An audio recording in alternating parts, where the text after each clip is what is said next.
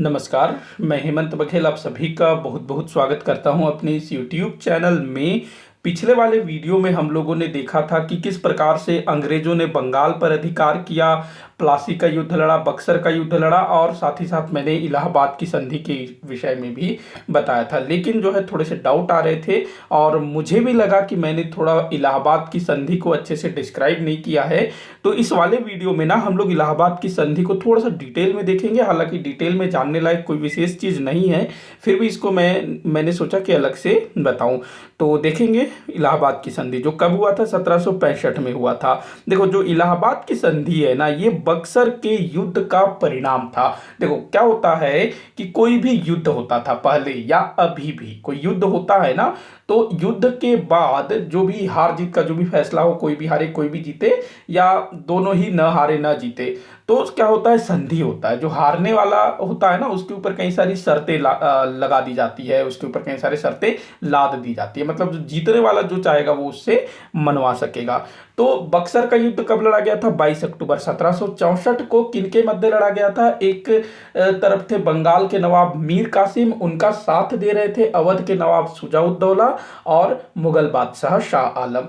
दूसरी तरफ कौन थे? ब्रिटिश ईस्ट इंडिया कंपनी, जिनका नेतृत्व कर रहा था कैप्टन मुनरो। और यहां पर जो है बक्सर के युद्ध में अंग्रेजों की जीत हो जाती है। मीर कासिम जो है भाग जाता है, उसका कोई अता पता नहीं चलता है। और जो अवध का नवाब है और मुगल बादशाह है, वो फिर जो है ना सामने पड़ते हैं। बेचारे भागे भी तो कहाँ भागे, क्यों? क्योंकि उनका बड़ा बड़ा राज्य है, अवध है, मुगलों का भी एक अलग वो था, तो वो लोग कहाँ भागते? तो उनको जो है अंग्रेजों के साथ संधि करने के लिए बाध्य होना पड़ता है। तो बक्सर के युद्ध के बाद इन दोनों, मतलब अवध के नवाब और मुगल बादशाह, इन दोनों और अंग्रेजों के मध्य जो संधि हुई थी ना, उसी को इलाहाबाद की संधि कहा जाता है। इलाहाबाद की संधि क्यों कहते हैं? क्योंकि ये जो संधि, ये जो समझौता हुआ था, ये इलाहाबाद में हुआ था, इस कारण से इसको इलाहाबाद की संधि कहा जाता है। जो कब हुआ था? तो 1765 में हुआ था, अगस्त 1765 में। अब यहां पर ध्यान रखेंगे कि जो बक्सर का युद्ध है वो हुआ था 22 अक्टूबर 1764 में, और इलाहाबाद की संधि कब हुई? अगस्त 1765 में। मतलब लगभग 10 महीने का अंतर था। तो इतना समय क्यों लग गया? मैंने बताया कि जो बक्सर का युद्ध था उसमें अंग्रेजों का नेतृत्व, ब्रिटिश ईस्ट इंडिया कंपनी का नेतृत्व कैप्टन मुनरो ने किया था। लेकिन इससे पहले जो प्लासी का युद्ध हुआ था ना, उसमें अंग्रेजों का जो कर्ता धर्ता था, लीडर था, वो था रॉबर्ट क्लाइव। और रॉबर्ट क्लाइव इस समय भारत में ब्रिटिश ईस्ट इंडिया कंपनी का शीर्षस्थ था, एक तरह से काफी बड़ा लीडर था वो। और काफी मतलब योग्य व्यक्ति भी था। तो ब्रिटिश ईस्ट इंडिया कंपनी को लगा कि यहां पर हमको क्लाइव को बुलाना चाहिए। देखो क्या था कि जो क्लाइव है ना, 1757 में बंगाल आता है और 1760 तक वो बंगाल में रहता है। 1760 में वो वापस इंग्लैंड चला जाता है। 1764 में बक्सर के युद्ध में जब अंग्रेजों की जीत हो जाती है, तब क्लाइव को फिर से एक बार भारत भेजा जाता है बंगाल का गवर्नर बना करके। वो 1765 में बंगाल पहुंचता है और यहां पर अपना चार्ज लेता है। तो क्लाइव जो है 1765 में पहुंचता है। इस कारण से जो है ना संधि देर से हुई। और जो जिनके साथ संधि होनी थी, अवध का नवाब, मुगल बादशाह, तो उनको पहले जानकारी दे दी गई रही होगी कि बाद में संधि होगी इस टाइप से। बाकी वो तो हार तो गए थे। तो 1765 में जब क्लाइव पहुंचा, तो अगस्त 1765 में दोनों के साथ अलग अलग संधियां हुई। देखो, अवध के नवाब के साथ अलग संधि हुई और मुगल बादशाह के साथ अलग संधि हुई, और दोनों को संयुक्त रूप से इलाहाबाद की संधि कहा जाता है। क्यों? क्योंकि दोनों ही संधियां इलाहाबाद में हुई थी। इलाहाबाद, जिसको वर्तमान समय में प्रयागराज के नाम में बदल दिया। मतलब पहले वो प्रयागराज था, उसको अकबर ने इलाहाबाद किया था, फिर से इलाहाबाद प्रयागराज बन गया है। तो ये चीज भी आप लोग ध्यान में रखिएगा। अब देखते हैं ये किस टाइप से था। तो इलाहाबाद की संधि अगर पूछे ना किनके मध्य हुआ था, तो एक तरफ दो लोग थे, अवध का नवाब शुजाउद्दौला और दूसरा था अपना मुगल बादशाह शाह आलम। और अंग्रेजों की तरफ से कौन था? तो क्लाइव पूछा जाता है ये, तो इसको ध्यान में रखिएगा। अब देखते हैं इलाहाबाद की प्रथम संधि। मैंने दो संधियों का जिक्र किया, तो पहली संधि देखते हैं। तो इलाहाबाद की जो प्रथम संधि हुई थी वो हुई थी 12 अगस्त 1765 को अंग्रेजों और मुगल बादशाह शाह आलम के मध्य ये संपन्न हुई थी। देखो जो शाह आलम था ना, वो था तो मुगल बादशाह, लेकिन वो इस समय दिल्ली में नहीं था। क्यों दिल्ली में नहीं था? हमने पानीपत का तीसरा युद्ध देखा, अहमद शाह अब्दाली दिल्ली पर अटैक करता है, मतलब पानीपत की लड़ाई होती है, मराठों की बुरी तरह से हार हो जाती है।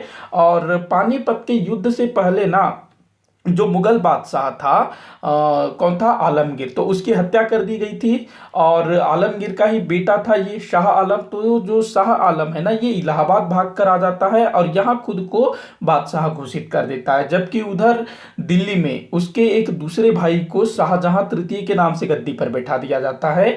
और बाद में अहमद शाह अब्दाली वो जो है ना शाह आलम को मान्यता दे देता है, लेकिन शाह आलम इसके बावजूद भी दिल्ली वापस नहीं जाता है, क्योंकि वहां पर उसको लगता है कि वो जब जाएगा तो उसको मार दिया जाएगा। तो ये इलाहाबाद में होता है, इसका कोई ना उतना धर पकड़ नहीं होता है। तो इसी कारण से ये बक्सर के युद्ध में भाग लेता है और अंग्रेजों के चंगुल में फंस जाता है, इलाहाबाद की संधि करता है। तो थोड़ा सा इसको जो है ना मतलब फायदा भी होता है, नुकसान भी होता है। फायदा इस तरह से होता है कि इसको बंगाल से आने वाला रेवेन्यू मिल जाता है, और नुकसान क्या होता है कि ये अंग्रेजों के संरक्षण में आ जाता है। जबकि ये जो है ना, इसको भगोड़ा शासक भी बोला जाता था, भगोड़ा मुगल शासक, क्योंकि ये दिल्ली से बाहर था। लगभग 12 वर्ष तक ये दिल्ली से बाहर था शाह आलम। आगे चल करके ना मराठे और अंग्रेजों की सहायता से ये लगभग 1772 में दिल्ली की गद्दी में बैठने में कामयाब हो जाता है। तो वो अलग चीजें हैं। तो आप लोग शाह आलम के बारे में समझ गए होंगे, और ये इलाहाबाद में रह रहा होता है। तो संधि हुई थी प्रथम संधि। तो इस संधि की शर्तें क्या क्या थी? टाइम डेट याद रखेंगे, 12 अगस्त 1765 में। तो जो संधि की पहली शर्त थी, कंपनी को मुगल सम्राट शाह आलम द्वितीय से बंगाल, बिहार तथा उड़ीसा की दीवानी प्राप्त हुई। देखो जो मुगल बादशाह था उसके जो पूर्वज थे औरंगजेब, उससे पहले तो वो ना पूरे के पूरे भारत में शासन करते थे। औरंगजेब के समय तक तो लगभग संपूर्ण भारत मुगलों के अधिकार में था। और अंग्रेज जो है ना, औरंगजेब के पतन के बाद भी मुगलों के वर्चस्व को स्वीकार करते थे। वो इसलिए नहीं कि मुगल शक्तिशाली हैं, वो इसलिए वो अपना फायदा देख रहे थे। क्योंकि मैंने बताया था फर्रुख सियर ने फरमान जारी किया था कि 3000 रुपए दो और अपना जितना चाहे उतना व्यापार करो।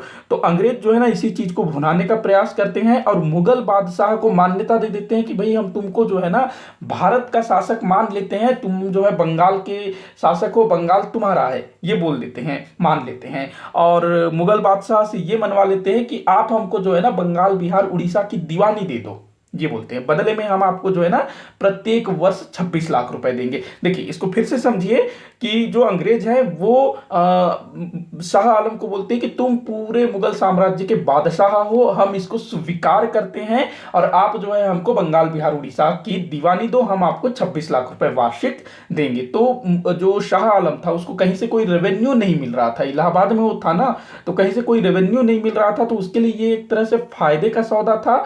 तो वो इस चीज को स्वीकार कर लेता है, हाँ ठीक है 26 लाख रुपए मुझको दो और तुम जो है बंगाल, बिहार, उड़ीसा की दीवानी तुमको मैं देता हूं। दीवानी से क्या तात्पर्य है?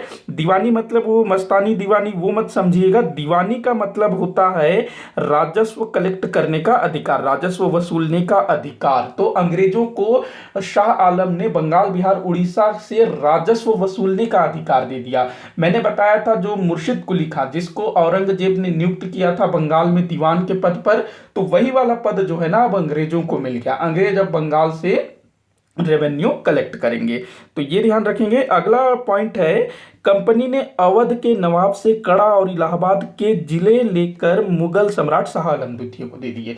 मतलब कि जो इलाहाबाद है, कड़ा है, ये किसके अधिकार में आते थे? अवध के नवाब के अधिकार में आते थे। और अंग्रेजों ने क्या किया, अवध का जो नवाब था उससे बोला कि तुम इन दोनों क्षेत्रों को शाह आलम को दोगे। तो शाह आलम जो है इलाहाबाद और अवध के क्षेत्र का मालिक बन गया। हालांकि पहले उसके पूर्वजों का इसमें अधिकार होता था, लेकिन अवध के नवाब ने इन सबको स्वतंत्र करवा लिया था। तो इलाहाबाद और कड़ा का क्षेत्र शुजाउद्दौला से अंग्रेजों ने शाह आलम को दिलवा दिया। तो इसमें भी थोड़ा सा शाह आलम को फायदा हुआ। अब देखिए, कंपनी ने मुगल सम्राट को 26 लाख रुपए की वार्षिक पेंशन देना स्वीकार किया। ये वार्षिक एक तरह से पेंशन टाइप का ही था, लेकिन इसको जो है पेंशन नहीं कहेंगे। ये जो है ना, बंगाल से जो रेवेन्यू जाता था, समझो वो चीज है, लेकिन इसको पेंशन भी बोला जा सकता है, लेकिन कायदे से ये पेंशन नहीं था। 26 लाख रुपए बंगाल की दीवानी जो दी गई थी ना, उसके एवज में प्रतिवर्ष ये लोग देने वाले थे। मतलब बंगाल से जितना भी पैसा ये लोग कलेक्ट करेंगे, उसमें से 26 लाख रुपए हर साल शाह आलम को देना तय हुआ था। यहीं से ब्रिटिश शासन का जड़ भारत में जमना शुरू हो गया। मतलब कि जो मुगल बादशाह था, उसने परमिशन दे दी, बंगाल की दीवानी तुमको हम देते हैं, 26 लाख रुपए वार्षिक देते रहो। अब यहाँ एक और चीज याद रखिएगा, एक चीज और तय हुआ था कि जो शाह आलम है, उसने अंग्रेजों को बंगाल, बिहार, उड़ीसा की दीवानी तो दे दी, बदले में उसको 26 लाख रुपए मिलेगा। अब ये तय हुआ कि बंगाल का जो भी सूबेदार होगा, उसको 53 लाख रुपया अंग्रेज देंगे बंगाल का शासन चलाने के लिए। 53 लाख रुपया बंगाल के सूबेदार को, या कह लो बंगाल के नवाब को। बंगाल पर किसका आधिपत्य स्वीकार किया गया? मुगल बादशाह शाह आलम का। और शाह आलम ने इस नाते अंग्रेजों को बंगाल का दीवान नियुक्त किया, और जो अंग्रेज है बंगाल से राजस्व वसूलेंगे। 26 लाख रुपए प्रति वर्ष शाह आलम को देंगे, 53 लाख रुपए प्रति वर्ष बंगाल के सूबेदार या बंगाल के नवाब को देंगे, बंगाल का शासन चलाने के लिए। लेकिन अब आप लोग यहां कल्पना करिए कि अंग्रेजों ने कितना राजस्व कलेक्ट किया होगा, क्योंकि 80 लाख रुपए इन दोनों को देने हैं, तो अंग्रेजों ने तो 1 करोड़ वसूला होगा, 1.5 करोड़ वसूला होगा, 2 करोड़ वसूला होगा, जितना चाहे वो लोग वसूलते थे। और 80 लाख रुपए जो है बंगाल के नवाब और मुगल बादशाह को दे देते थे, बाकी सब किसका? खुद का। तो ये अंग्रेजों ने अपना पूरा फायदा देखा था इसमें, और मुगल बादशाह जो है अंग्रेजों के संरक्षण में आ गया। तो ये पहली संधि थी जो मुगल बादशाह और अंग्रेजों के बीच हुई थी। दूसरी संधि, इलाहाबाद की द्वितीय संधि, ये संधि हुई थी 16 अगस्त 1765 को। किनके मध्य? तो रॉबर्ट क्लाइव और अवध के नवाब शुजाउद्दौला के मध्य। संधि की शर्तें क्या क्या थी? तो वही पहला, जो इलाहाबाद और कड़ा का जो क्षेत्र है ना, वो छोड़ करके बाकी पूरा का पूरा जो अवध है, उस पर अंग्रेजों ने अवध के नवाब का अधिकार स्वीकार कर लिया। इलाहाबाद और कड़ा का क्षेत्र किसको दिया गया? शाह आलम को दिया गया। अंग्रेजों ने अवध के अवध का जो नवाब था शुजाउद्दौला, उसको मान्यता दे दिया, हाँ ठीक है भैया, तुम वहां शासन करो। उसके बाद अगला पॉइंट है कि कंपनी द्वारा अवध की सुरक्षा हेतु नवाब के खर्च पर एक अंग्रेजी सेना अवध में रखी गई। मतलब देखो क्या था कि जो ब्रिटिश ईस्ट इंडिया कंपनी थी, उन्होंने बोला कि हम आपकी सुरक्षा के लिए, मतलब हम आपकी सुरक्षा की गारंटी लेते हैं, हमारी एक सेना जो है आपके यहाँ रहेगी हमेशा, हाँ तैनात रहेगी 24 घंटे, बस आप उसका खर्चा उठाते रहो, इस टाइप से। बदले में ये भी तय हुआ कि अगर कभी भी अंग्रेजों को सैन्य सहायता की आवश्यकता होगी, तो अवध का नवाब अपनी सेना अंग्रेजों की सेवा में भेजेगा, और उसका खर्च कौन उठाएगा? अवध का नवाब उठाएगा। तो देखो यहां पर चित भी अपनी पट भी अपनी वाली बात है। मतलब कि अंग्रेज जो है ना, अवध के नवाब की सहायता करने के लिए अपनी सेना भेजेंगे, उसका खर्चा कौन उठाएगा? अवध का नवाब।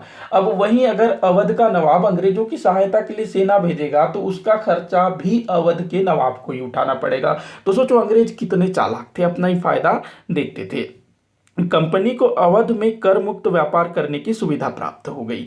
तो अब जो है अवध के नवाब से अवध के क्षेत्र में कर मुक्त व्यापार का अधिकार भी प्राप्त कर लिया। प्लासी के युद्ध के बाद अंग्रेजों को बंगाल में कर मुक्त व्यापार का अधिकार मिल गया था। फर्रुखसियर ने 3000 के बदले में कर मुक्त व्यापार का अधिकार दिया था। अब अवध के नवाब ने अवध में भी अंग्रेजों को कर मुक्त व्यापार का अधिकार दे दिया। तो अब ये लोग अवध में भी घुस गए। शुजाउद्दौला, इसके अलावा अगला पॉइंट है, शुजाउद्दौला को बनारस के राजा, जिसका नाम था बलवंत सिंह, से पहले की ही तरह लगान वसूल करने का अधिकार दिया गया। राजा बलवंत सिंह ने युद्ध में अंग्रेजों की सहायता की थी। मतलब जो बलवंत सिंह था ना, ये अवध के क्षेत्र में आता था, कोई जमींदार रहा होगा जिसने अंग्रेजों का साथ दिया था, तो कहीं ना कहीं शुजाउद्दौला इससे चिढ़ा हुआ रहा होगा। तो अंग्रेजों ने बोला कि तुम जो है उसको कुछ नहीं करोगे, हाँ पहले के जैसे तुम उससे लगान वसूल कर सकते हो। तो इस टाइप से तो ये अवध के नवाब शुजाउद्दौला के साथ ये संधि की गई इस टाइप से। अब मैं यहाँ पर एक चीज क्लियर करना चाहूंगा कि आप लोगों के मन में सवाल आ रहा होगा कि अंग्रेजों ने सीधे सीधे दिल्ली पर अधिकार क्यों नहीं किया, अवध पर सीधे सीधे अधिकार क्यों नहीं किया। तो देखो क्या था कि जो अंग्रेज थे ना, ब्रिटिश ईस्ट इंडिया कंपनी, इस टाइम बंगाल या फिर किसी भी क्षेत्र का ना सीधे सीधे शासन संभालने के लायक नहीं थी। उसको लगता था कि अभी समय नहीं है, इसीलिए उन्होंने ना बंगाल में द्वैध शासन की स्थापना की, जिसको हम लोग अगले वाले वीडियो में देखेंगे। द्वैध शासन मतलब दोहरी शासन प्रणाली। जैसे अंग्रेजों को अभी मैंने बताया कि उनको दीवानी जो राजस्व वसूल करने का अधिकार मिल गया, लेकिन उनका वहां कोई उत्तरदायित्व नहीं था। शासन प्रशासन का काम जो है नवाब का था, और इसके लिए वो नवाब को 53,000 रुपए देंगे, 53 लाख रुपए देंगे शासन संचालन के लिए, और पैसा वसूलेंगे अंग्रेज, वो जितना चाहे वसूले, वो उनके ऊपर डिपेंड था। तो वो पैसा वसूलने के काम में तो आगे थे, लेकिन बंगाल का जिम्मेदारी उठाने के लिए वो अभी तैयार नहीं थे। यही कारण था कि उन्होंने अवध की ओर उतना मतलब आगे नहीं बढ़े, बस अवध में जो है कर मुक्त व्यापार का अधिकार प्राप्त कर लिया। और दिल्ली के बारे में तो वो लोग सोच भी नहीं सकते थे। क्यों? क्योंकि कुछ ही समय पहले पानीपत के तीसरे युद्ध में अहमद शाह अब्दाली ने मराठों को बुरी तरह से हराया था, और अहमद शाह अब्दाली का एजेंट, जिसका नाम क्या था, नजीबुद्दौला, मैंने बताया था, वो इस समय दिल्ली में था। लगभग वो 12 साल तक दिल्ली में बना रहा, 1760 से 1772 तक, और काफी शक्तिशाली था। तो अंग्रेजों को डर था कि अगर वो इस समय दिल्ली जाते हैं तो हो सकता है अहमद शाह अब्दाली से उनको भिड़ना पड़े या मराठों से उनको भिड़ना पड़े, और अभी वो इस चीज के लिए तैयार नहीं थे। तो यही कारण है कि अंग्रेज जो है अवध को सीधे सीधे अपने अधिकार में नहीं लिया, और दिल्ली की तरफ भी वो नहीं बढ़े। वो सिर्फ इस समय बंगाल पर ध्यान देना चाहते थे, और जितना हो सके बंगाल को लूटना चाहते थे। हाँ, कुछ सालों बाद उनको लगा कि अब हम लोग तैयार हो चुके हैं, तो उन्होंने बंगाल पर सीधा सीधा अपना नियंत्रण स्थापित कर लिया 1772 में, जो फिर वारेन हेस्टिंग्स आ जाता है बंगाल का गवर्नर बन करके,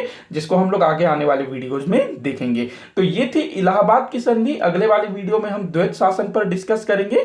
तो वीडियो अच्छा लगा हो तो लाइक जरूर करिएगा। अगर कहीं पर भी कोई भी पॉइंट आप लोगों को समझ में नहीं आया, कोई भी डाउट हो, तो नीचे कमेंट बॉक्स में जरूर लिखिएगा, मैं जवाब देने की कोशिश करूंगा। वीडियो को ज्यादा से ज्यादा शेयर करिएगा, चैनल को सब्सक्राइब करिएगा। वीडियो को आखिर तक देखने के लिए बहुत बहुत धन्यवाद।